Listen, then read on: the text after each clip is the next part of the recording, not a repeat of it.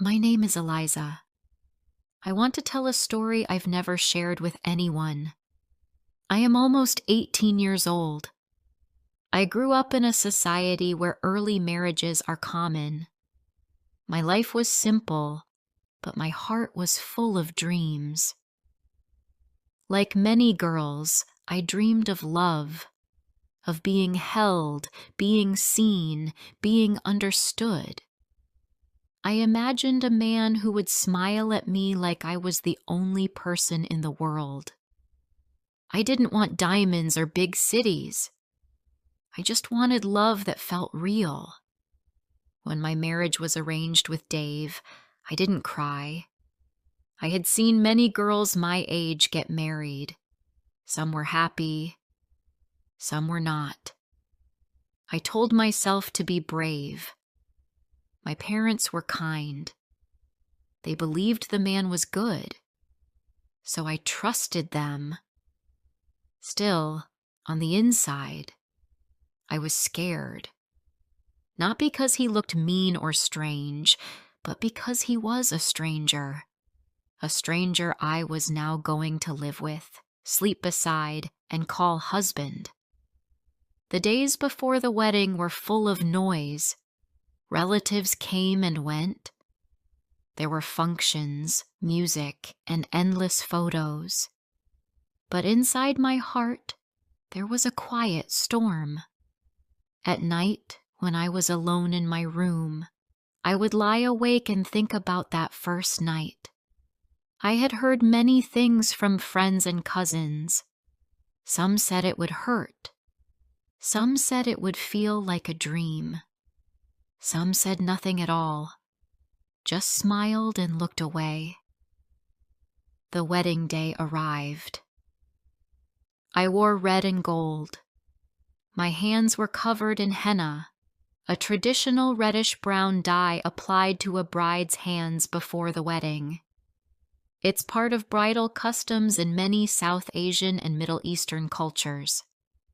My face had makeup on it. Everyone said I looked beautiful. I smiled at the camera, but inside, I felt like a little girl wearing someone else's clothes. The moment came when I had to leave my parents' house. My mother cried. My father looked away. I hugged them tightly, not knowing when I would feel their arms again. My heart felt heavy. My feet moved, but I wanted to run back. When we reached his home, my new home, his family welcomed me warmly. Smiles, sweets, prayers. But their kindness couldn't quiet the fear in my chest. After the guests left and the night became still, I was taken to the room. The door opened. Soft lights glowed. The bed was covered in rose petals. The air smelled of perfume and something sweet. I stepped inside and sat down, careful not to disturb anything. I sat on the edge of the bed, hands resting on my lap. My heart beat so loudly, I thought he might hear it from the other room. I could feel my hands trembling. My lips were dry. I tried to smile, but my face felt stiff. I kept my eyes low. I didn't know what to expect. I didn't know him. Not really. We had spoken only a few times before the wedding. He had been polite, but tonight, everything felt different. The door opened again. My stomach turned. I didn't look up. I knew it was him, my husband. I could feel his presence. He walked in slowly and closed the door behind him. I felt the bed shift as he sat down beside me, but not too close. The silence was deep. I could hear my own breath. I didn't dare move. I was frozen between fear and shame. Then he spoke. "Eliza," He said gently, "I know this is not easy. I won't force anything. I just want to talk to you first." His voice was soft, softer than I expected. Calm, not heavy or demanding. It didn't sound like the voice of a man expecting something. It sounded like someone who wanted to listen. That made me curious. Slowly, I turned my head to look at him. He was smiling, but not in a bold or confident way. He looked nervous, just like me, like a boy who didn't want to scare a bird sitting on his hand. For the first time since morning, I felt a small wave of peace. He didn't rush.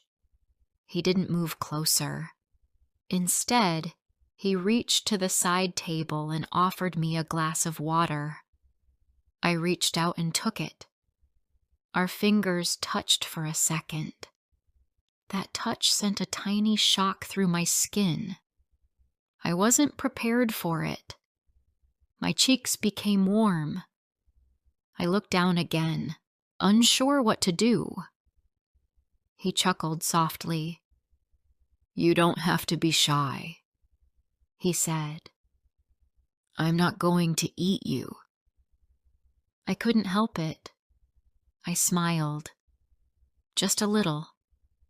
But that small smile felt like a key that opened a quiet space between us. He saw it too. He started talking, not about serious things, about funny moments from his life, about how nervous he was before entering the room. He even told me he asked his cousin how to act tonight and that his cousin ran away laughing. I listened. I watched his face. He wasn't pretending. He wasn't trying to act like a hero or a man of great strength. He was just being himself, open, a little awkward, but honest. And with every word he spoke, I felt a layer of fear melt away. There was a pause. He looked at me with kind eyes and asked, "Can I hold your hand?" I didn't speak. I only nodded, once, slowly. He reached out and gently took my hand. His hand was warm, strong, but not rough. He didn't squeeze or pull. He just held it, like it was something valuable, like I was valuable. He looked down at our hands and moved his thumb slowly over the back of mine. That small movement made my heart race again, but this time, not with fear. It was something else, something sweet, something safe. I looked at our hands and then back at him. He wasn't staring. He wasn't pushing. He was just there, beside me, quiet, kind. Then he leaned slightly forward, close enough to be heard, but not too close to make me uncomfortable. "Eliza," he said, "I won't do anything tonight unless you're ready. I want you to feel safe with me, not scared of me." Something broke inside me when he said that. A wall. A memory. A fear I had carried for too long. My eyes filled with tears. I don't even know why. Maybe because I had imagined this night to be something painful, something I had to survive. But here was this man, this stranger, being gentle, being patient, being everything I didn't expect, but everything I needed. He didn't ask why I cried. He didn't panic. He simply lifted his hand and wiped my tears with the tip of his fingers. That soft touch on my cheek made me close my eyes. It wasn't about lust. It wasn't about rights. It was care. Deep care. He leaned forward and placed a kiss on my forehead. A long, warm kiss. Not rushed. Not demanding. Just there. Like a promise. A silent promise that tonight was not about pressure. It was about trust. Then he said something I will never forget. We have our whole life, Eliza. Let tonight be the beginning of love, not fear. And in that moment, I knew my story was not going to be like the ones I had feared. My story would be different. Before I share the rest of my story, I need to know, where are you listening from? Knowing someone hears me, understands me, gives me strength. That night, we didn't turn off the lights. He said, "You can sleep better if the room is not too dark." I nodded. It was true. I didn't want darkness, not on this night. The soft golden light made the room feel warmer, safer. He lay down beside me, careful to keep space between us. His eyes stayed on the ceiling, and mine stayed on the flowers above the bed. But somehow, it didn't feel awkward. It felt peaceful. Minutes passed. Then I heard him speak again. "Do you want to tell me something about yourself?"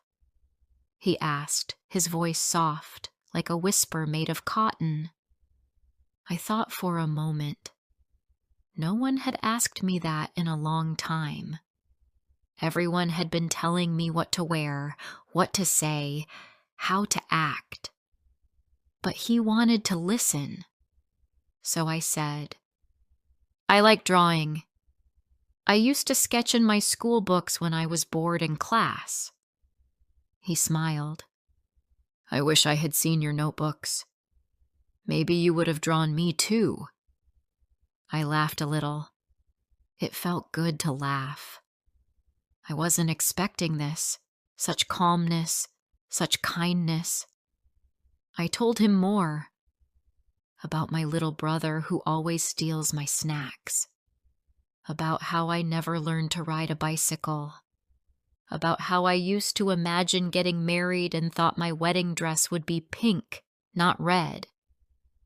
He listened like my stories were important, like each one was a small gift I was offering. Then he shared things too, about how he once tried to cook noodles and set off the fire alarm, about how his mother still calls him my baby even though he's grown. He said, "I know I look serious, but inside, I'm still scared of thunder." That made me smile again. That made me feel closer.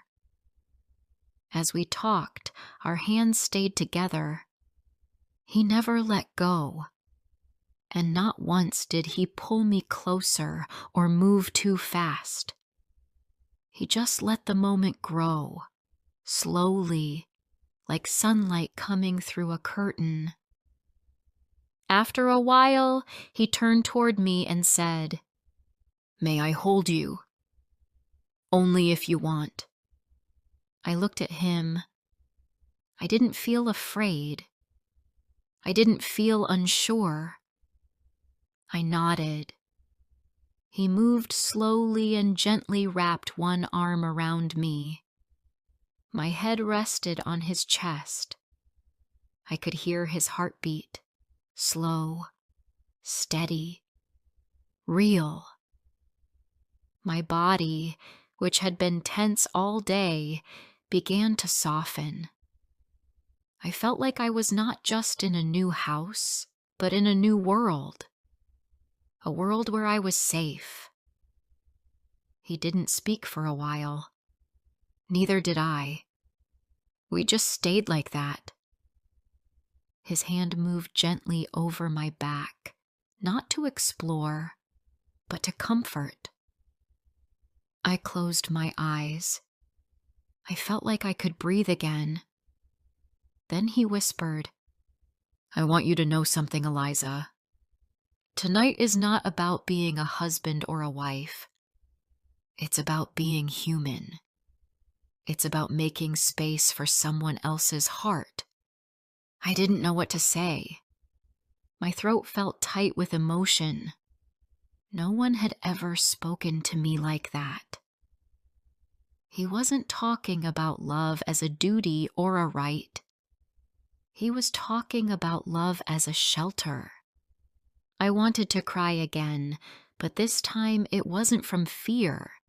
It was from feeling seen, from feeling respected, from realizing I was not alone in this room, not with a stranger, but with someone who truly cared. He didn't kiss me right away. He didn't ask me to do anything. He simply let me be. And in that silence, I felt something bloom inside me. Trust. Slowly, I lifted my head and looked into his eyes. He was already looking at me, but not like someone waiting for permission, just watching, just present. I leaned forward, just a little, and kissed his cheek. He didn't move. He didn't gasp. He smiled, the softest smile I had ever seen. Then he asked, "Can I kiss you?" I nodded again. He leaned in slowly. His lips touched mine, and the world became quiet. It wasn't fast. It wasn't wild. It was soft, like touching the surface of still water. My hands reached for his shoulders. I didn't plan it. My body moved because it wanted to, not because it was told to. The kiss grew deeper, but never rushed. And in that moment, I felt something I never thought I would feel on my wedding night.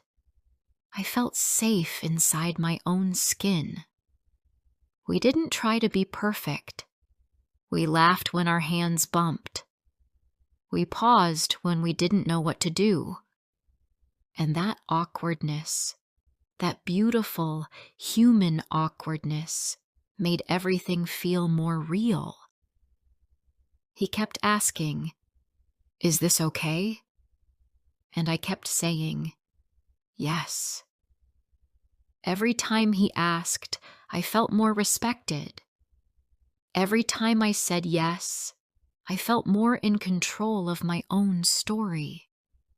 There were moments when we just held each other, moments when we whispered silly things, moments when we forgot the world outside that room. When we finally fell asleep, the sun had started to rise. My head was on his chest again, his hand on mine. I remember thinking, this is not what I was told it would be. It's better. Not because of what happened, but because of how it happened. Before my eyes closed, I said something quietly. "Thank you." He pulled me closer and whispered, "You never have to thank me for being gentle with you. It's what you deserve." That was the moment I knew. I had not just married a man. I had met someone who understood love the way I had always hoped someone would. I woke up to the sound of birds outside the window. The morning light filled the room gently, like a warm hand on my face. I didn't open my eyes right away.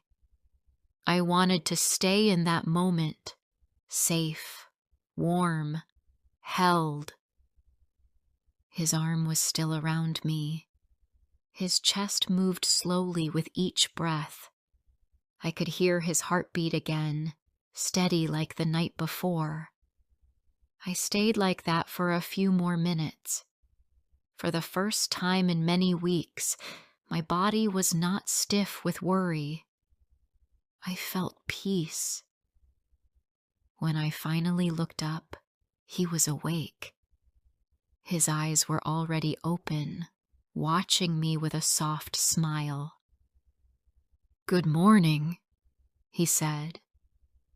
"Good morning," I whispered back. There was no rush to get up, no pressure to talk. He just brushed a small piece of hair from my face and said, "You looked peaceful in your sleep." I smiled, a little shy again, but this time the shyness felt sweet, not scary. We talked for a while, about nothing and everything.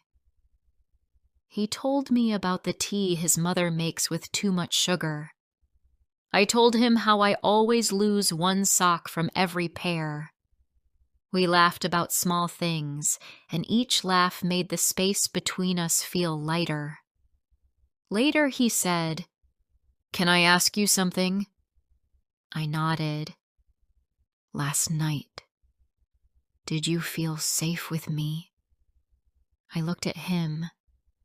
He didn't ask if he made me happy. He didn't ask if he was good. He asked if I felt safe. That one question told me everything about him. I answered, "Yes, I felt safer than I ever thought I could." His eyes softened. He leaned forward and kissed my forehead again. "That's all I wanted," he said. The rest of that morning passed slowly. We got up together. He offered to help me find where everything was in the new house. He showed me the drawers, the towels, the light switches, and he didn't leave me alone for a second, unless I asked for it. When I met his mother in the kitchen, she smiled warmly. She said, "How was the first night, Beta?" I felt my cheeks turn red. I smiled and said, "It was kind." She didn't ask more. Maybe she knew the answer already. Sometimes kindness shows in the way you walk in the morning, in the peace on your face. Days turned into weeks. We got to know each other slowly. He never stopped being gentle. He still asked me how I was feeling, if I needed space, if I wanted to talk. And I asked too. I wanted to know his fears, his thoughts, his dreams. One night, about a month after our wedding, I asked him something I had kept inside. "Were you scared that night too?" He looked surprised, then smiled. "Terrified," he said. "I didn't know how to touch you without hurting you. I didn't know if you would hate me, but I wanted you to feel safe first. That was more important than anything else." I felt tears rise again, the kind that come when someone finally says the words your heart was waiting for. We didn't become perfect overnight. We had awkward dinners. We had days when we didn't talk much. But the respect between us never changed. And that respect became the ground where love could grow, softly, deeply, without fear. Many people think the first night is only about one thing, but I learned something different. The first night is not about the body, it's about the heart. It's about trust, care, and gentleness. It's about beginning something with grace. Now, whenever someone asks me how my first night was, I don't blush or stay quiet. I say, it was soft. It was kind. It made me believe in love. I know not every woman is as lucky. I know many girls walk into that room with fear and leave with pain. And I wish I could change that. I wish every man understood what true strength looks like. It's not in how fast you move. It's in how gently you wait. To every girl who is scared about her first night, I want you to know this. It is your night too. You don't owe your body to anyone. Your heart matters. Your fear matters. And the right man will see that. The right man will wait. And to every man, be the reason she feels safe, not silent. Be the reason she feels love, not fear. Because that is where true love begins, not with touch, but with understanding. When I look back now, I don't remember every detail of that night. I don't remember what perfume I wore or which earrings I had on. But I remember the sound of his voice. I remember how carefully he held my hand. I remember that forehead kiss, the one that told me everything would be okay. That night didn't just change how I saw him. It changed how I saw myself. I was not a gift to be opened. I was a soul to be met. And he met me, fully, gently, with respect. That's what I call love. If this story touched your heart, don't forget to like, comment, and share. More emotional and inspiring stories are coming soon.